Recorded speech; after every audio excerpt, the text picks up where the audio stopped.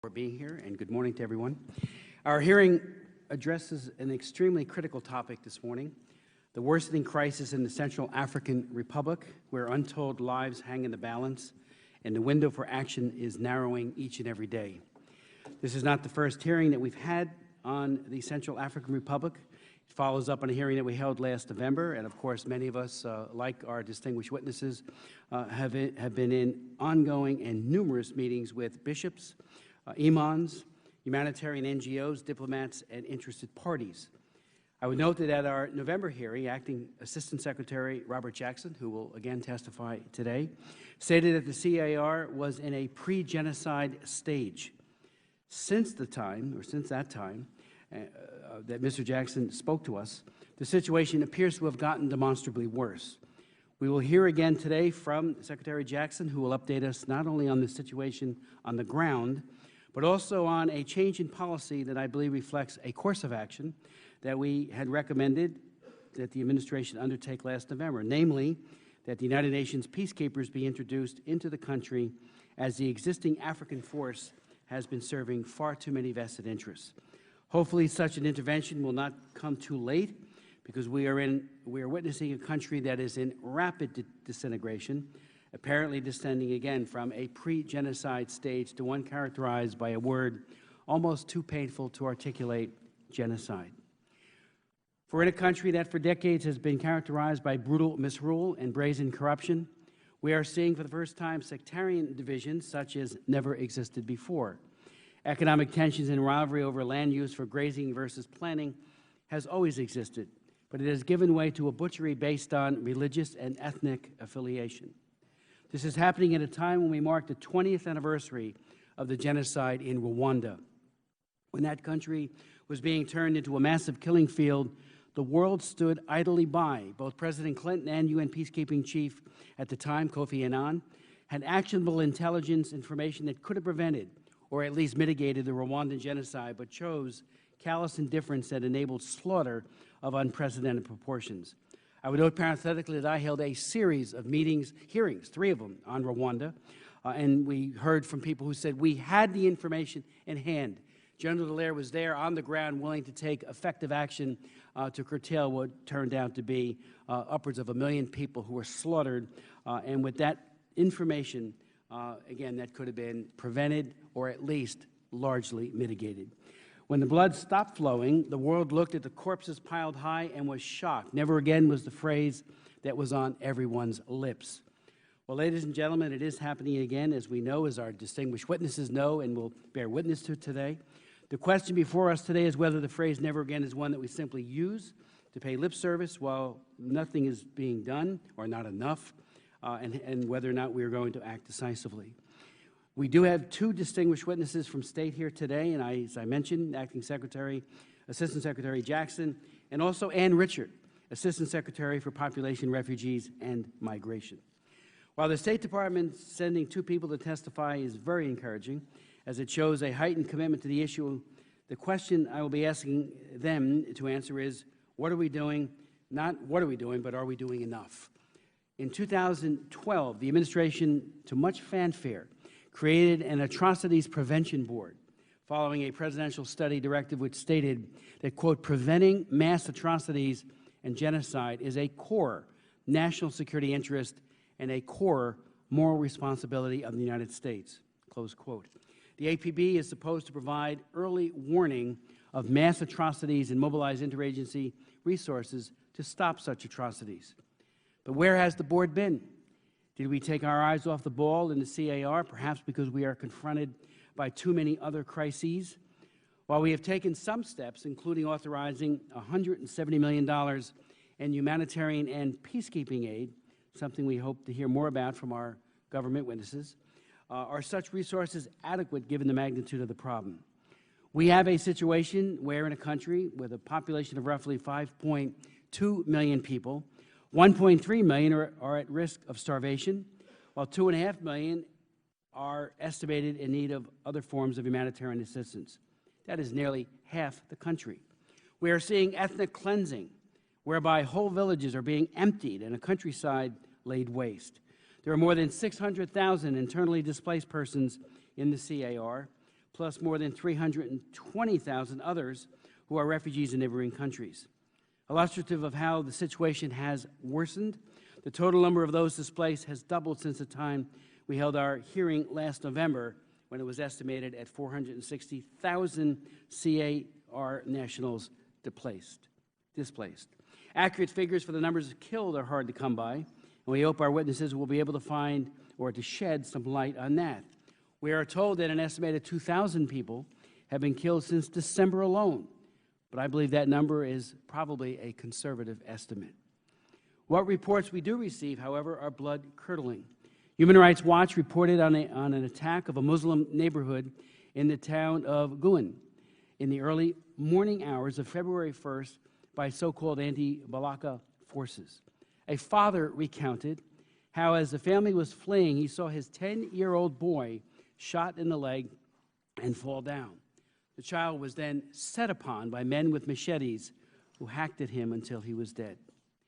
4 days later, it was in what was reminiscent of the massacre in Srebrenica in former Yugoslavia, anti-Balaka forces came upon a group of Muslims who were in hiding.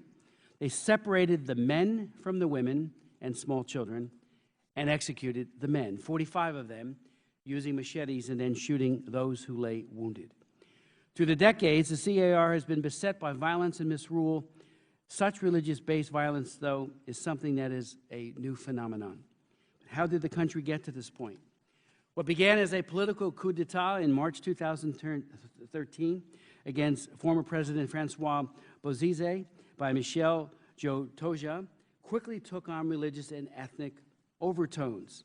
As we detailed in our March hearing, the Djotoja came to power with the military backing of Seleka, a militia of some 25,000 men, up to 90% of whom came from Chad and Sudan, and therefore constituted a foreign invasion force in the eyes of many. They did not speak the local language and are Muslim in a nation that is over 80% Christian or otherwise non-Muslim. They destroyed churches, executed priests, stirred up sectarian hatreds where little to none had previously existed. What we began to see happening last November in response to Seleka was a reactionary backlash by anti-Balaka or anti-Machete self-defense gangs. Since then, retaliatory outrages committed by anti-Balaka forces have escalated, and Muslim civilians who had nothing to do with Seleka became targets. As in the case of Guin, whole neighborhoods in the capital city of Bangui and whole villages have been cleansed of their Muslim populations. As we will hear from our witnesses, there are numerous causes contributing to grievances, including a fight to control conflict minerals. Guin, for example, is a mining area, and thus there are economic motives at work there as well. Insofar as conflict can be described as religious on one level, it is also true religious fervor and dedication that provides the greatest hope for peace and reconciliation in the Central African Republic. Some of you will recall how a few months ago, 3 great religious leaders came to Washington as well as to New York, the United Nations especially, meeting with people on both sides of the aisle, both chambers, the White House, and UN officials.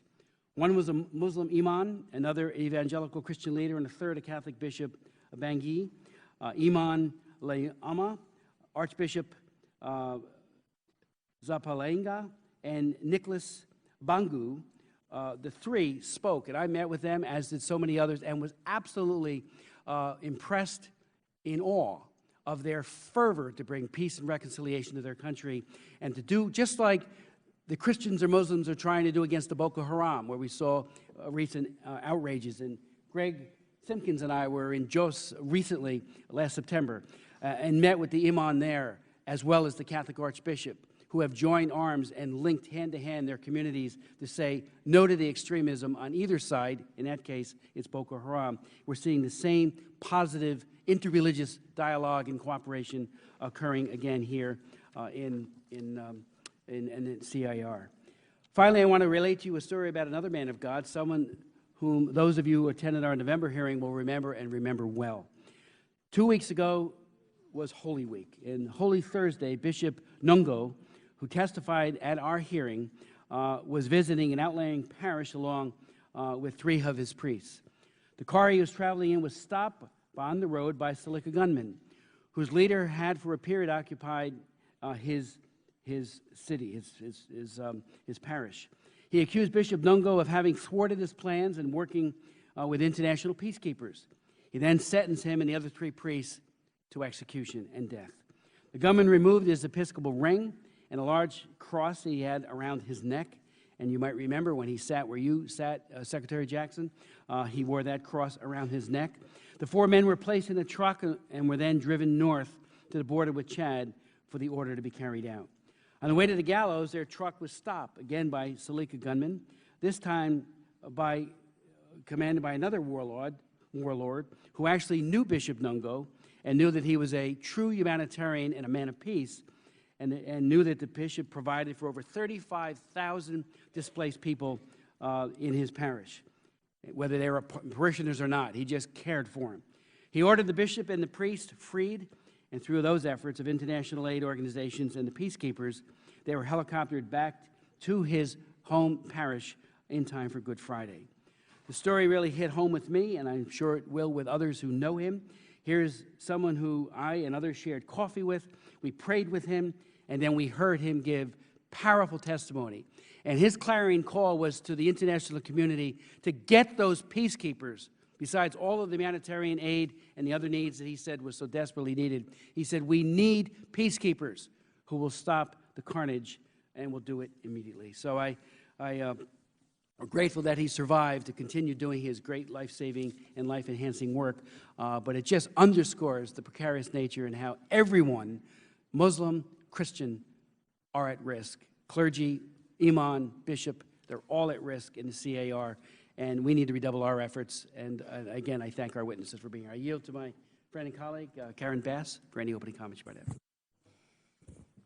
Thank you, Chairman Smith, as always. Thank you for your leadership of this committee and also convening this hearing on the Central African Republic and the prospects that the ongoing conflicts there might intensify into genocide. I'd also like to thank our distinguished witnesses, including Ambassador Jackson and Ann Richards from the U.S. Department of State, as well as a range of experts from prominent non-governmental development and advocacy organizations. I look forward to hearing your perspectives on the ongoing crisis in the Central African Republic, including getting an update on the humanitarian situation and the U.S. and international efforts to address the challenges, including the collaboration with the African Union and what's ultimately at stake if efforts to quell the conflict are not implemented with sufficient resources and all deliberate speed.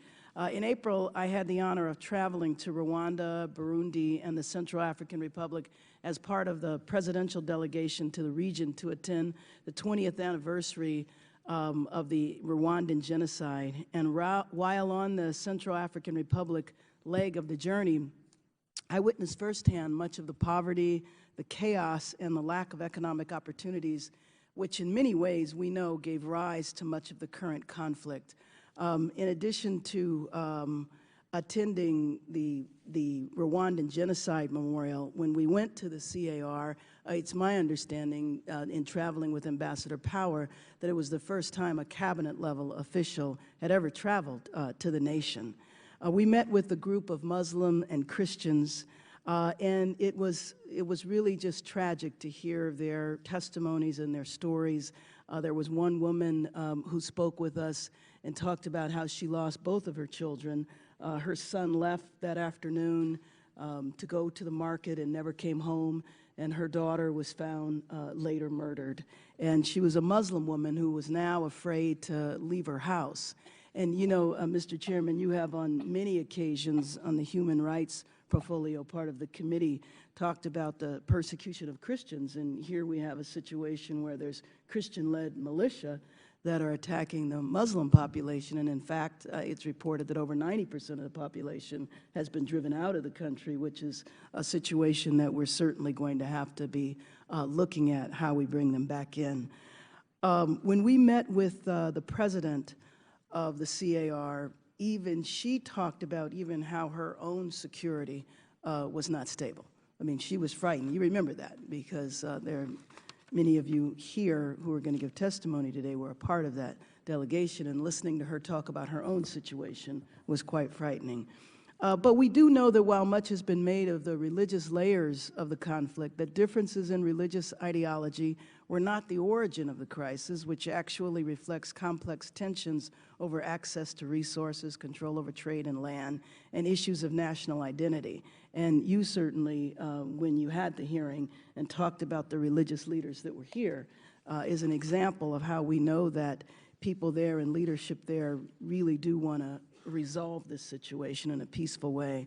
So as we prepare to hear from today's witnesses, I hope we can learn critical lessons from the vast experience and use them to increase support for the most effective measures to bring an end to the conflicts in the Central African Republic. And when we do listen to the witnesses, I'm hoping that you will provide guidance for us in terms of if there's anything else that we can do in Congress. So as always, I'm committed to working towards this end and look forward to working with my colleagues in Washington and on the continent to find a peaceful resolution. I thank my good friend for her very eloquent statement, and to underscore, as I tried to do in my opening statement, what we have tried to do in this Human Rights Committee, and I've chaired it since '94, was out of it for a little while, but when I did another chairmanship, but let me just say clear and unambiguously, any sectarian violence is to be abhorred, condemned, fought against, struggled against, and what I have tried to do is to emphasize, and I held all the hearings on Srebrenica as that was happening and immediately thereafter, when Muslims were targeted simply because they were Muslims, and tried to make very clear today that both sides of extremism that are slaughtering people because of their religious faith or ethnicity are to be condemned and held to account. And and just parenthetically, I would say to my colleagues, yesterday this committee approved resolution I've been pushing since September to create a war crimes tribunal that would mirror the great work that was done by David Crane in the Sierra Leone War Crimes Tribunal, Rwanda and Yugoslavia, an ad hoc tribunal that would go after both sides, those who are killing Christians and those who are killing Muslims and everyone else who is doing the slaughter in Syria. I'd like to yield to my friend and colleague, Mr. Weber, the Vice Chairman of the committee. Thank you, Mr. Chairman. I appreciate you holding this hearing. I'm ready to get going, anxious to hear our witnesses. Got it. Okay. Mr. Marino? Okay. I'd like to introduce our distinguished witnesses. Again, thank them for being here, beginning first with Ambassador Robert Jackson, currently the Principal Deputy Assistant Secretary in the Bureau of African Affairs, previously served as Ambassador to Cameroon, the Deputy Chief of Mission and Chargé Affairs at the U.S. Embassies in Morocco and Senegal.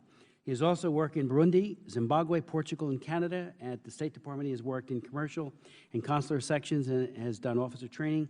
He performed oversight in the Office of the Promotion of Democracy and Human Rights after 9/11, and without objection, his full testimony, but also his full resume, will be made a part of the record. It's a very distinguished one at that, as well as for Ms. Ann Richards, who's the Assistant Secretary in the State Department's Population, Refugee, and Migration Bureau, a position she has held since 2012. Ms. Richards' previous government service includes time in the State Department, the Peace Corps, and the Office of Management and Budget. She has also worked at the Council on Foreign Relations, the International Rescue Committee, and was part of a team that founded the International Crisis Group, a group that we hear from often on this committee as well. So, Mr. Ambassador, if you could begin. Thank you very much, Chairman Smith, Ranking Member Bass, other members of the subcommittee, for this opportunity to testify again about the Central African Republic. Since I last appeared before you, we have grown more concerned with the interreligious violence that continues between anti-Balaka and ex-Seleka militia throughout the Central African Republic. The United States remains committed to working with the CAR's transitional authorities and the international community to end the violence and build a transitional process leading to the establishment of a legitimate elected government in CAR. In the process of forcibly taking political power from former CAR President Francois Bozize, Seleka destroyed the traditionally amicable relationship between CAR Christians and Muslims. Seleka fighters were little more than mercenaries, bandits, and criminals who sustained themselves by looting, killing, kidnapping, and pillaging the country, which is 85 to 90% Christian and animist. While the Seleka Rebellion did not begin as a religiously based movement intent on targeting Christians, the disproportionate impact of its extreme violence on the population led to the establishment of Christian self-defense militias, the Anti-Balaka. These militias then began to engage in revenge killings, first against Seleka rebels, then against presumed Seleka supporters, and then indiscriminately against Muslims and their religious sites. Interim President Jatoja's January 10th resignation occurred only after his rule had bankrupted the government and left a path of destruction and lawlessness that pervades the entire country today. UN agencies and human rights organizations have estimated that over 600,000 have been displaced since the beginning of the Seleka Rebellion in late 2012. Since December 2013, we agree that at least 2,000 people have been killed and another 100,000 have fled the country just since December. We are particularly concerned that the imminent threat against Muslim civilians has forced many to abandon their homes and communities and to seek help from UN humanitarian agencies, the African Union, and the French peacekeeping forces to relocate within the Central African Republic or to neighboring countries. Just last weekend, at the urgent request of Muslim civilians in the PK-12 neighborhood of Bangui, peacekeeping forces transported over 1,200 people to towns in the northern part of the country. As soon as those folks departed, the remaining local population attacked and destroyed the mosque and looted the homes of those who had left. This forced relocation of Muslims from their homes and communities is deeply disturbing and fundamentally alters the religious composition and character of CAR's towns and regions. The violence unleashed by Seleka and then compounded by the anti-Balaka militias may have permanently changed CAR's historic tradition of religious tolerance and coexistence. In Bangui alone, an estimated 5,000 to 7,000 Muslims remain out of an estimated previous population of approximately 100,000, and only 5 of the 37 mosques are still standing. My colleague Ann Richard, Assistant Secretary of State for Population, Refugees, and Migration, traveled to Bangui on April 7th. I will defer to her for additional comments about the humanitarian conditions she witnessed and our humanitarian response. If you'll allow me, I'd like to explain just what the U.S. government has done over the past month since her visit to address and stem the communal violence. On April 8th, the U.S. Special Envoy to the Organization of the Islamic Conference, Rashid Hussein, and the Department of State's Senior Advisor on CAR, David Brown, who's here today, led an interfaith delegation of religious leaders from the United States to demonstrate solidarity among religious communities and promote reconciliation. In a show of support for this reconciliation, interfaith participants from the CAR, as well as representatives from the government, civil society, and armed groups, signed a communique renouncing violence and encouraging inter-community and interreligious dialogue to mitigate tensions and lay the foundation for renewed, peaceful coexistence.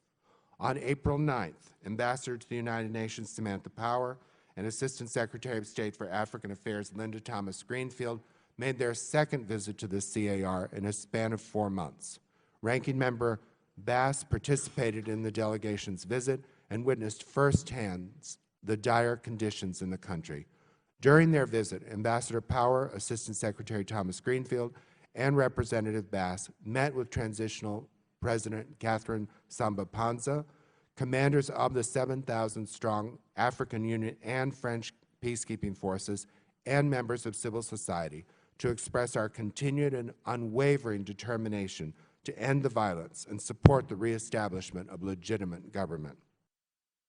We pledge to work with the government and the international community to help her administration. In response to her requests, we will specifically work to reestablish local law enforcement, transitional justice, and accountability capabilities to end impunity, which has contributed to continued violence against civilians.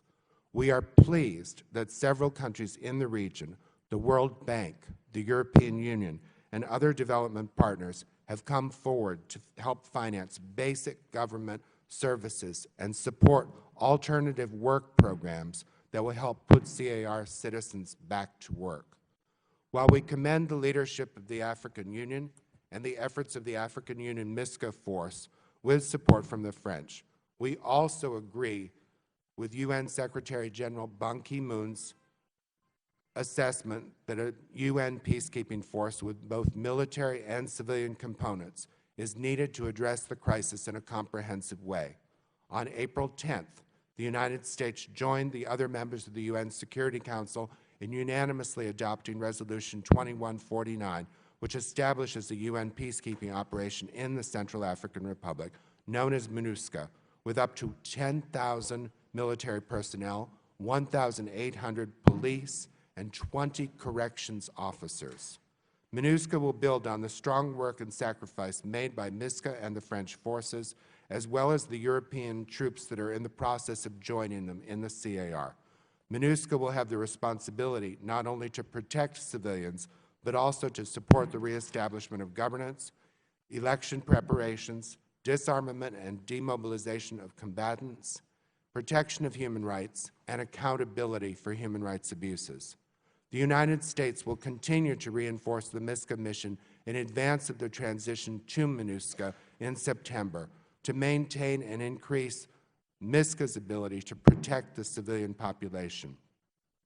We have committed up to $100 million to support MISCA, including by providing airlift for over 1,700 peacekeepers to date, non-lethal equipment, and 200 additional vehicles, 37 vehicles having already been delivered to increase the mobility of troops on the ground. On April 10th, the United States also announced additional humanitarian assistance to CAR, bringing our humanitarian assistance since October 1st, 2013 to $67 million. To support the essential work of reconciliation and peace building, we have committed an additional $7.5 million to non-governmental organizations to support their courageous work with CAR's religious leaders who are promoting conflict resolution initiatives to encourage peace, forgiveness, and nonviolence in flashpoint areas of the country. We strongly believe that it is important to hold accountable all individuals responsible for atrocities being committed, and we are actively working with the United Nations Security Council to implement targeted sanctions against political spoilers and the individuals perpetrating the violence. As Secretary of State Kerry stated, the United States is prepared to implement targeted sanctions against those who further destabilize the situation or pursue their own selfish ends by abetting or encouraging violence. Finally, I am pleased to announce that the Department of State has appointed Ambassador Stuart Symington as our special representative for the Central African Republic. He will begin his work later this month. Ambassador Symington will play a leading role in shaping and coordinating U.S. strategy toward the CAR to end the violence, address humanitarian needs, establish legitimate governance, create judicial mechanisms for ensuring accountability for those suspected of perpetrating human rights abuses, and help the CAR move through an inclusive transition process leading to democratic elections. Chairman Smith, Ranking Member Bass, and other members of the subcommittee, we are determined and committed to end the human suffering in CAR and support a peaceful and durable resolution to the crisis. We remain engaged with our international partners, and we look forward to keeping you and the committee engaged and informed of our efforts. I would be pleased to answer your questions. Thank you very much. Ambassador Jackson, thank you very much for your testimony and for your work. It's all appreciated. I'd like to now yield to Assistant Secretary Ann Richard for her testimony. Thank you very much, Mr. Chairman, Ranking Member Bass, other members of the subcommittee, and thank you throughout the year for your dedication to human rights and humanitarian causes. We greatly appreciate that. And I appreciate the opportunity today to brief you on the humanitarian crisis in the Central African Republic.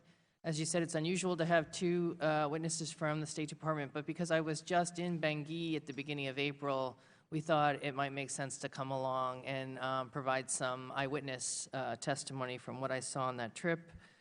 Principal Deputy Assistant Secretary Jackson has provided you with a comprehensive overview of the situation. So I want to focus my remarks on the travel that I had at the beginning of April to Chad and also to Bangui, Central African Republic on April 7th. And I want to highlight the work that the Bureau of Population, Refugees, and Migration is doing, and also we're doing that together with U.S. Agency for International Development to address humanitarian needs. As you know, nearly 1 million Central Africans have been forced to flee their homes. 2/3 are displaced within the Central African Republic, and 1/3 have fled to neighboring countries and thus are now refugees, and many of them have fled since last December. Each and every one of these uprooted people has stories of personal tragedy and loss, including family members killed, wives and children raped and abused, and dreams shattered. In Chad, I traveled to the south, to areas near the border with Central African Republic, and also toured a transit center in N'Djamena. I spoke with one Muslim man who showed me photos of the mutilated body of his father. The parents of 5 children, including a newborn baby, told me they had lost everything. And people had brought very little with them, and some were using what little they had to build very rudimentary shelters to house their families. I travel a lot to refugee situations, to displaced persons camps. People were in very difficult shelter situations, and it was obviously, they were in places that had been thrown together very quickly, and they were safe for the moment, but it was certainly, what I saw was nothing for people to live in for any length of time. In Bangui Kar, I spoke to several women, all Christians, and all living in extremely difficult conditions with their children at the Mpoko Airport internally displaced persons site. And as you may have seen, Ranking Member Bass, the IDP site is right there on the edge of the airport. So we didn't have to travel far to meet with them. While their homes were in a nearby neighborhood, they all sought protection at the IDP camp because they were afraid that if they went back to their homes, they could be hurt in the crossfire and the violence in the gunfire. In all my meetings, security was the #1 topic of concern, from cabinet ministers to UN leaders to the refugees and internally displaced persons themselves. All spoke of the need to restore security and a sense of law and order in the country. And this is the #1 message I want to bring to you today, is because we heard it unanimously from everyone, was that they were concerned about the violence. When I asked refugees why they had fled, they all mentioned fear of attack and concern for their families. In Bangui, the Minister of Rural Development said she had a program to distribute seeds to farmers, but the program would be worthless if farmers did not feel safe enough to plant their fields. I cannot reiterate strongly enough the importance of robust U.S. government support to the African Union Stabilization Mission in CAR, MISCA, and the new UN Integrated Mission in CAR, MINUSCA. The restoration of security is essential to creating conditions that will one day permit these 1 million uprooted people to return home. Meanwhile, the U.S. government is committed to working with the international community to provide life-saving assistance inside CAR and in neighboring countries, and to structure our aid programs to enhance efforts to protect the displaced. During my visit to Chad, I was particularly struck by the incredible hospitality of the Chadian people and their government. They had not only opened their doors to 92,000 Central African refugees, but were also welcoming the return of an equal number of Chadian migrants who had been living in the Central African Republic for decades, but were no longer safe in the country. I know this same degree of hospitality has been extended by the Democratic Republic of the Congo, the Republic of the Congo, and especially Cameroon, which now hosts the largest number of refugees from the Central African Republic at 184,000. And the other point to make about Chad, as you all well know, is that they have for over a decade hosted refugees from Darfur. So they already had many refugees living in the country. I was also tremendously impressed by the dedication and commitment of relief workers who, at great risk to themselves, were struggling to gain access to vulnerable populations to deliver aid, including food, water, shelter, and health care. Sadly, relief workers, too, have lost their lives, including 3 people working with Médecins Sans Frontières who were killed this past weekend in northwest Central African Republic. They were simply trying to deliver health care. In Chad, newly arriving refugees were receiving only half of the recommended daily food ration because World Food Program resources are stretched so thin. Several refugees approached me personally and told me that they did not have enough food to feed their children, and they were very concerned about that. And I have to say that that doesn't usually happen when I travel to refugee camps. Usually, if people have reached a refugee camp, they are safe and they are cared for. In this particular case, I talked to the World Food Program about it, and they said they knew that the food was under the recommended levels, and they did not blame the United States. They said the United States had been generous, but other countries had not come through with their shares. In-car conditions in the IDP camp at the Bangui airport were deplorable in terms of overcrowding. Shelter was poor. International and non-governmental organizations, in partnership with local authorities, were doing their best to address gaps. It is clear to me that the nearly $67 million the U.S. government through the PRM Bureau and also through USAID have provided so far this year is money well invested. Our work is certainly not over. Since my return, the Office of the UN High Commissioner for Refugees found it necessary to take the extraordinary step of evacuating the last Muslim population from Bosangoa and taking them to Chad, essentially helping them to become refugees. And we are not normally in the business of turning people into refugees. We normally try to prevent that situation from occurring. Others in Bangui have been evacuated to safer spots inside CAR. These are extraordinary steps, and they were not taken lightly. It was done to avoid massacres, frankly, and so very much as a last resort measure. On April 16th, the United Nations released its 2014 Central African Republic Regional Response Plan, which calls for $274 million to address the crisis. We will review both appeals and provide additional funding in the near future. Thanks to Congress, and this is a very important point, thanks to Congress, we have appropriations to do more this year. But as you know, we are contending with too many humanitarian emergencies. Unrest in the Central African Republic is happening at the same time as upheaval and violence in South Sudan. Secretary Kerry is in meetings today in Addis about South Sudan and widespread conflict in Syria. While humanitarian funding will certainly help keep people alive, let me again remind you of the plea made by refugees and IDPs during my recent visit. Above all else, they wanted to return to security and stability in the Central African Republic. They wanted conditions that would permit them to return home, rebuild their lives, rebuild their homes, go back to work in their places of business. This should be our highest priority as well. Representative Smith, Ranking Member Bass, and members of the subcommittee, I thank you for your support and for giving me the opportunity to address you today, and I'm happy to answer your questions. Thank you so very much, Ms. Richard. Begin the questioning. Just let me ask a number of questions. Begin to you, Mr. Ambassador. With regards to peacekeeping, when can we realistically expect peacekeepers to be on the ground displacing those who are being augmented out because of those conflicts that we all know that and vested interests that have compromised their mission?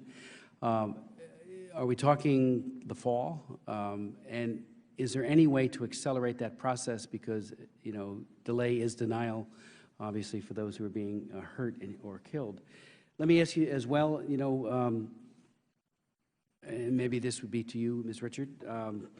My understanding is that our humanitarian assistance number is approximately $67 million. And the question would arise, why are faith-based organizations only getting $7.5 million, given the outsized role that they are playing in the Central African Republic? As we know, when Bishop Nongo was here, you know, he was concerned that he is sheltering 35,000 people, and how much assistance are we giving to those NGOs or faith-based entities that could have high impact because they know and are understood and respected by the people that they deal with. It seems that that ratio is very much skewed towards not helping faith-based entities, and if you could give some insight into that. Casper Ager from Enough makes the point in his testimony that combatants, politicians, businessmen, and diplomats were all giving him the same excuses and reasons for the crisis in the country: lack of leadership and exclusion of citizens. But he also makes the point that and I thought this was very interesting, that one of the key drivers of violence is the diamonds and the poaching. And if you could speak to that issue, and that there is a need for sustained regional U.S. diplomatic engagement that looks at that aspect of it. How do we dry up those nefarious enterprises? Let me also ask you as well, Madeline Rose, in her testimony, points out that if we fail to address CAR's crisis quickly and correctly, Mercy Corps is concerned that the situation could metastasize into a new decades-long conflict transcending the corridor from the Sahel to South Sudan, and makes the point that even with the anticipated EU reinforcements, the enormity of the challenge for peacekeepers outstrips capacities. Is this designed potentially to fail? You know, and I'm not assuming any ill will here, but is it being driven by insufficient resources that you just mentioned that other countries have not come through with their commitments? How much of an unmet need do we have with regards to peacekeeping? What kind of force is needed, ideally, I should say, to really end this violence? And is what is configured enough? Is the money enough? How much are we giving to peacekeeping? What are the others giving? And maybe this one could be for the records, but when you say other countries are not coming through, if there could be a listing of those countries, commitments made, commitments unmet, and you know there are large numbers of countries that could do a heck of a lot more, I would think, that are not doing it. And finally, and I will have other questions, but maybe if you could start with those, and then I'll get back. Thank you, Mr. Chairman. As for the UN peacekeeping force, we anticipate their arrival in mid-September. However, I want to note that the UN has already had senior officials on the ground to do the planning and coordinating with the African Union and French forces, and European Union troops are beginning to arrive, and they've started to train 480 police and gendarmes from Central African Republic. We're also today having Assistant Secretary Thomas Greenfield, who's with Secretary Kerry in Addis Ababa, meet with the African Union to discuss the deployment of additional African troops from Burundi and Rwanda, and we hope that that will take place very soon, and we are positioned to move those troops quickly. These troops would replace the Chadians who withdrew at the end of March. About how many are we talking about? And again, what would be the force that would make the difference, and are we getting close to that or at that number? Mr. Chairman, I honestly don't know what the force needed is. We will be going from 7,000 to about 8,200 with the arrival of these additional troops, assuming that the African Union approves both the Rwandan and Burundi contributions. But the EU presence will go from about 100 at present to 500 at present, so that will bring us up to close to 9,000. Now, do military planners at the Pentagon and at the UN say that that is a sufficient force with a robust mandate to bring some peace to these people who are suffering? Well, let me answer your question a bit differently, Mr. Chairman.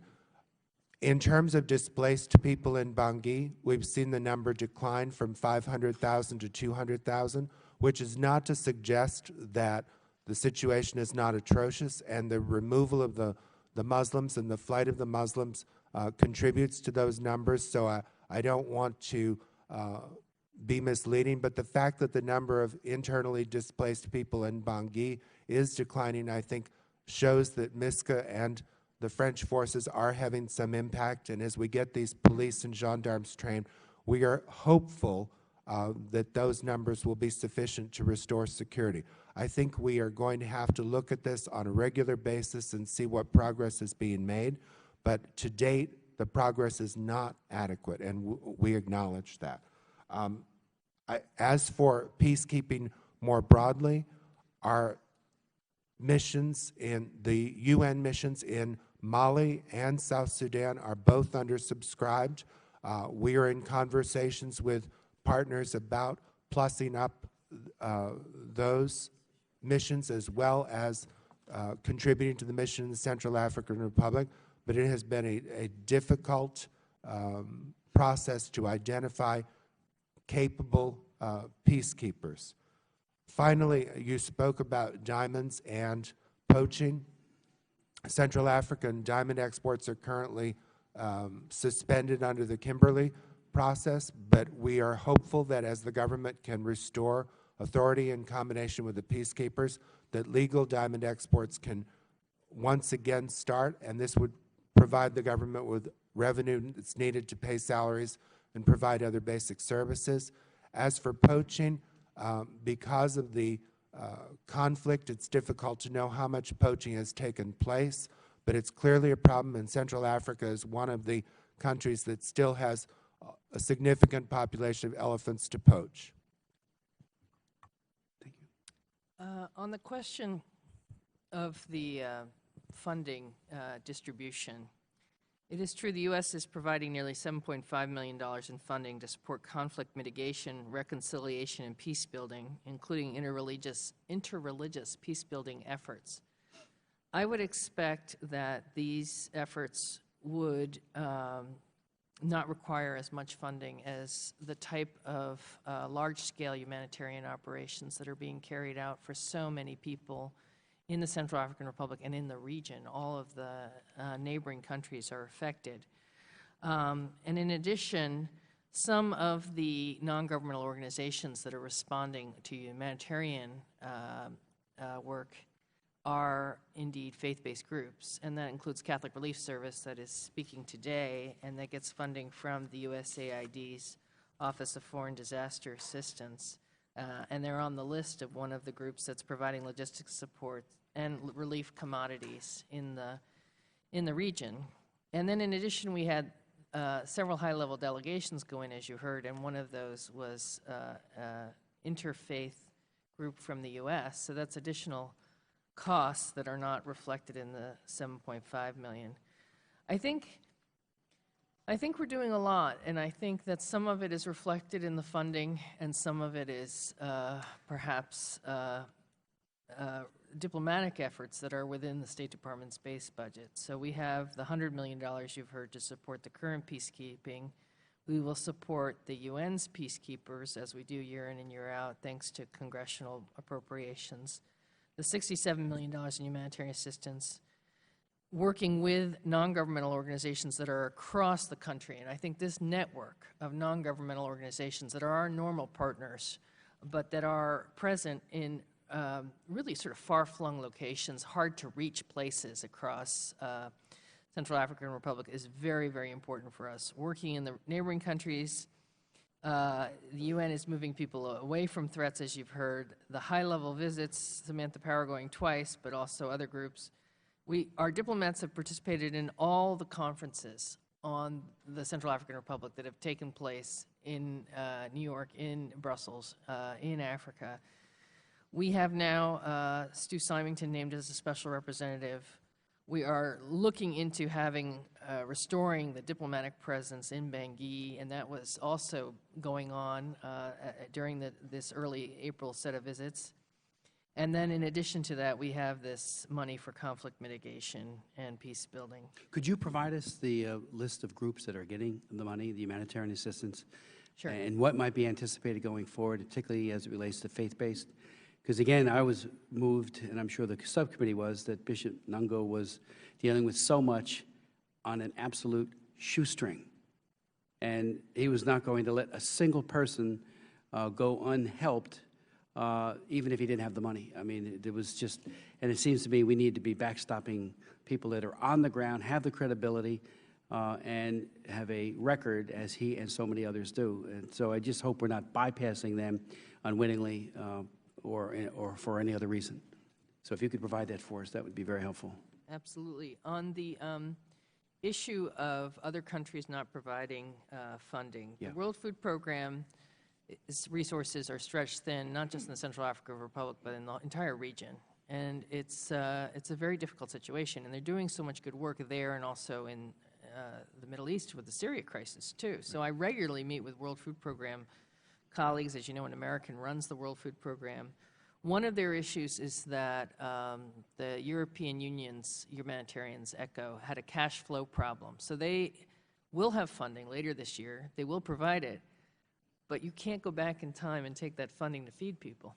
And so this is an example where a cash flow problem, which is not unheard of in Washington sometimes, is actually having real damage on the ground. And so that's a shame. And then The other thing that we would like to do is bring new donors to the table. And we have succeeded in some respects with the Syria crisis in getting Gulf states more involved. But we need more countries to step forward and take up the humanitarian cause and provide funding so that the U.S. share stays at an appropriate level, a robust level, a healthy level, thanks to you all, but that also that it be a multilateral undertaking.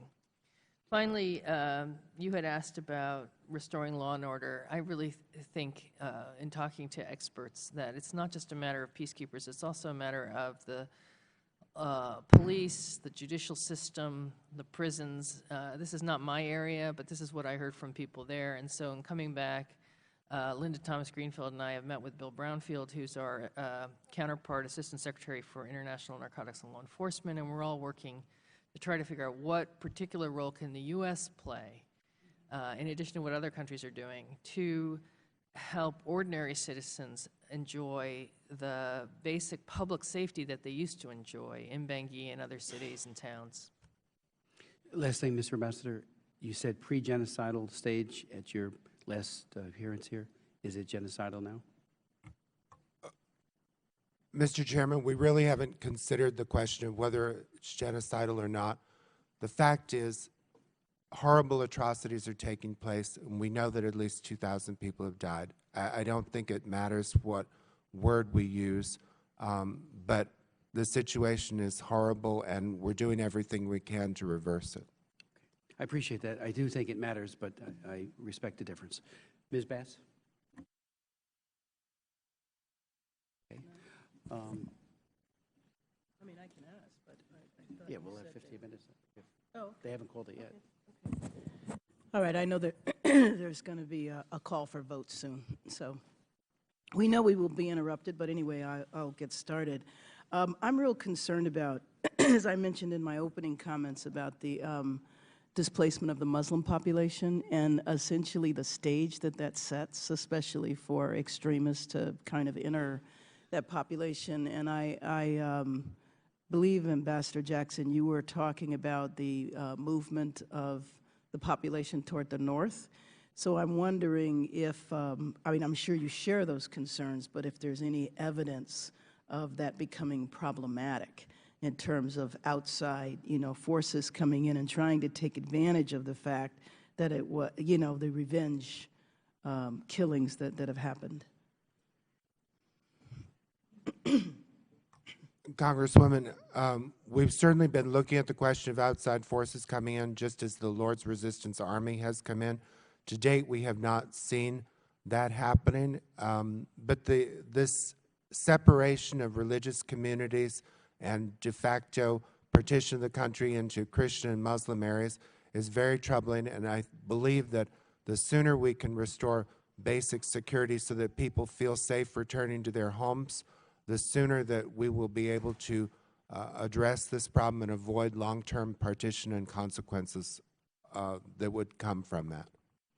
One of the things about Rwanda that was so just hard to imagine, but I know it's one of the reasons why the country has been successful in its development since the genocide, but their whole reconciliation process, the fact that people really live down the street and their neighbors are folks that, might have slaughtered members of their family.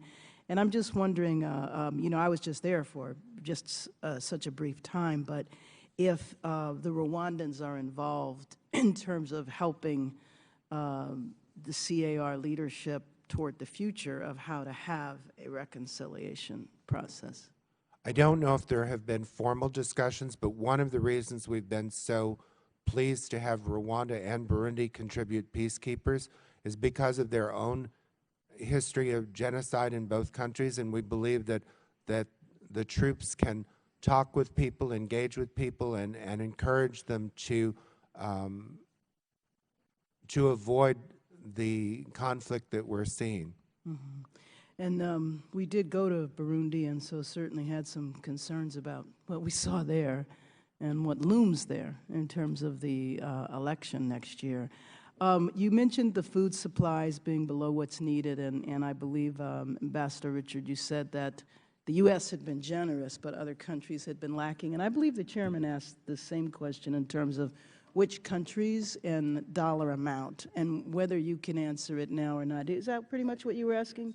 I would like to know that information as well, because, you know, I am wondering if there are ways that we can step up pressure on those other countries so that they do, you know, carry their fair share. Well, we can work with USAID to get you the breakdown of who's contributing to the World Food Program, specifically in the Central African Republic and in the region. But I want to repeat that one missing partner who's normally there with us are the Europeans, and it's an unusual thing this year that they're having cash flow problems. So normally the U.S. and Europe together lead the world in humanitarian response, and other countries that year in and year out step forward, and including Europeans and the European Union, are the Canadians, Australian, New Zealanders, Japan, Korea more and more. Turkey, I met yesterday with the Turkish ambassador. Turkey is stepping forward to play a larger role as a donor internationally. And then with Syria, we see Gulf states stepping forward. But we would like to see more countries who haven't been traditional donors join us, especially in a year like this one where we have 3 of what the United Nations call level 3 emergencies: Syria, South Sudan, and the Central African Republic. And I am proud that our country is doing so much. I am proud when I meet with my counterparts from other countries that I can speak up about how much Americans are doing, but I also think this system only works when other countries join us in these kinds of enterprises. Well, you know, France is certainly playing a leading role. What are they doing in terms of pushing other EU countries? France is playing a leading role in the situation in this particular country, and also in terms of the peacekeeping piece of it. Right. But they are not leaders necessarily on the humanitarian funding piece, whereas in Brussels, they do get credit for contributing to the overall European contributions, but also DFID, the Department for International Development in London, is a leading donor as well within Europe. The UK is really the top donor, I think, with us on the international stage. So last question. I'm wondering about the diaspora that's here, and if you feel there might be a role that the diaspora that's here can play. You know, there's a young man in the audience who often comes to the hearings, Yves Kongolo, who's from the Central African Republic and has an NGO. And I often work in the breakfasts and other programs that we do here on the Hill, work a lot with the diaspora. And I'm just wondering if you have any thoughts about how the diaspora here might be helpful there. It's a great question. I haven't met with members of the diaspora from the Central African Republic. I regularly meet with diasporas, Syrian Americans. I met recently with Eritrean Americans. I visit, because we run the program, or sponsor the program to resettle refugees in the United States. I'm regularly meeting with Somalis around the United States and more Iraqis around the United States. So it would not come as a surprise to any of you that we love working with diasporas, meeting with diasporas, and figuring out ways to bring their talents, connections, ability to message, especially in the case here of messages of peace, reconciliation, stability, Right. tolerance. I think that's a key thing that they could play. Well, maybe you've just described a role that we could play, which is to facilitate that introduction for you, because I hear all the time of people wanting to play very specific roles exactly like that, but also in development. So I'll have another group of diaspora for you to meet with. Mr. Weber. Happy. Thank you, Mr. Chairman. And I guess this question is for you, Mr. Jackson, or for you, Ms. Richard, either one. The Chad soldiers that came in and killed a number and injured so many, any identification, any idea who they are, any accountability there? Congressman Weber, we don't really know who they are, but we will be looking at the units in terms of Leahy vetting for future training, and we need to look very carefully at the participation of Chad in future peacekeeping operations based on their conduct in Central African Republic.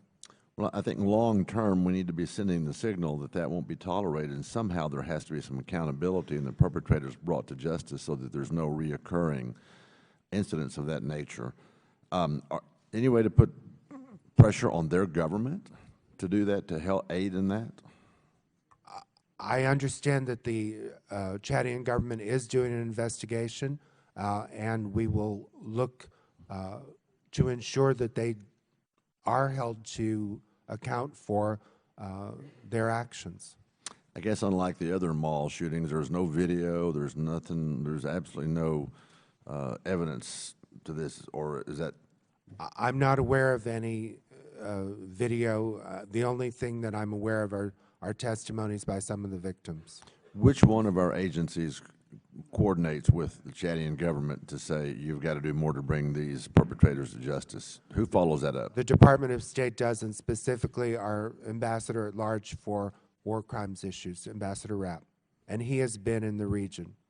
Okay. You know, I was doing a little research on that event, and even Al Jazeera news organization quoted this as saying, or said this was an underreported occurrence. I didn't see it. I looked at some of the other news agencies and actually saw it, but they didn't give it the same coverage. So I think it's imperative for us to keep it on the forefront, to keep that pressure on, so that those kinds of people know that we won't allow this going forward.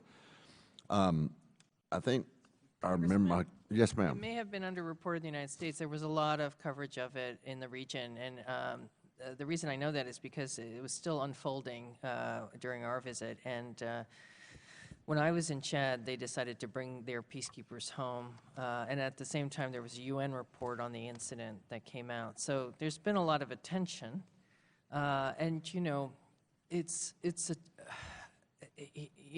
situations are complicated because you don't want peacekeepers abusing people in any way, shape, or form. They're there to protect people. At the same time, we had Chad doing so much to try to restore stability overall, and we needed more peacekeepers, not less. So you are absolutely right that we cannot support sending people to a country where they abuse the local people. That's not the purpose at all. And so we have to be vigilant in keeping that from happening in the first place and then holding people accountable when it does happen. Well, but I do think there is attention being paid to it, and I'm sorry we don't have specific answers for you today, and I think we have to stay on top of it. Okay, thank you.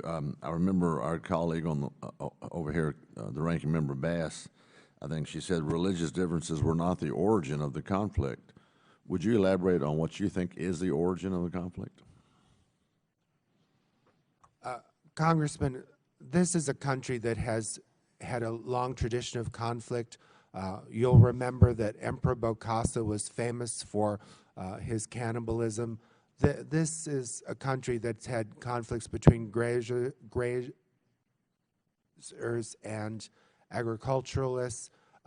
We've seen coup after coup. This is the third time that we've evacuated our embassy because of unrest in the Central African Republic.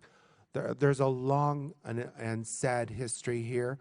I hope this time that we can do better to get it right so that we don't have another repetition of the unrest. Some of my research said the former president or prime minister, or whatever he was, bankrupted the country, had a lot of graft, a lot of corruption, and then he basically, you know, was gone. Whatever happened to him? Was there any attempt to hold him accountable? We've actually spoken with President Bouzizi, former President Bouzizi, and encouraged him to issue public statements calling for calm. We are looking at his role in the current violence, and again, as my colleague said, we want to hold those accountable for the violence responsible. Okay. And then I think you all said earlier that, and we're running out of time, I know they've called votes, you're expecting some more peacekeeping forces in mid-September, 480 gendarmes? The 480 gendarmes are Central Africans who are undergoing training at present. I would expect that they would be active long before September. What does that make the total? You said 7,000 to 8,000? So we're currently at approximately 7,000. We're looking at adding a battalion of Rwandans, which would be 850 people. We're looking at adding 400 peacekeepers from Burundi. That would bring the total to about 8,000.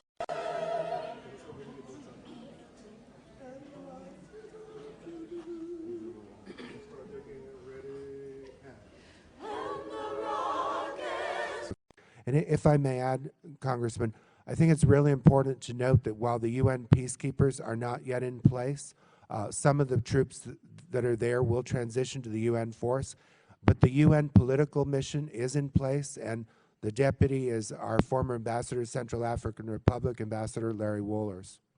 Okay, in the interest of time, I'm going to yield back. Thank you. Mr. Marino? Thank you. I'm going to do a lightning round here. I'm not able to come back. I have another commitment, but get your pencils out, please. And then this will be a matter of record. First of all, why has not the International Court interceded in here in going after these murderers, number one? Number two, you said that the troops will be, UN troops will get there in September of this year. Why so long? And I'm not saying so long in a pejorative sense, because perhaps you can describe the process you have to go through. I do not understand the process, and if anything takes more than 5 minutes for me, it's too long. How many UN troops will be there?